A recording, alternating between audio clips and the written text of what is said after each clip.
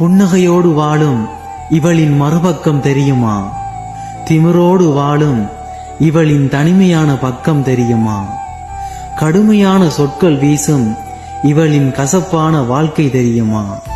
எத்தனையோ இரவுகளை கண்ணீரோடு கடந்து இருக்கிறாள்.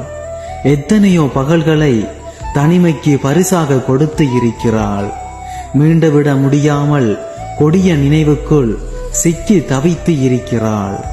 பாரத்தை இறக்கி வைக்க முடியாமல் விரக்தியில் மரணம் வரை சென்று இருக்கிறாள்.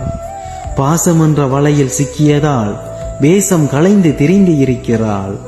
இவளின் இறந்த காலம் மறைக்கப்பட்ட ஒரு மறுபக்கம். எல்லாம் மறந்து எல்லாம் வெறுத்து திமிரை அடையாளமாய் கொண்டு தைரியத்தை தன்னுடையது என்று பொது வாழ்க்கை வாழும் இவளுக்குள் மரணிக்கப்பட்ட மறுபக்கமும் உண்டு.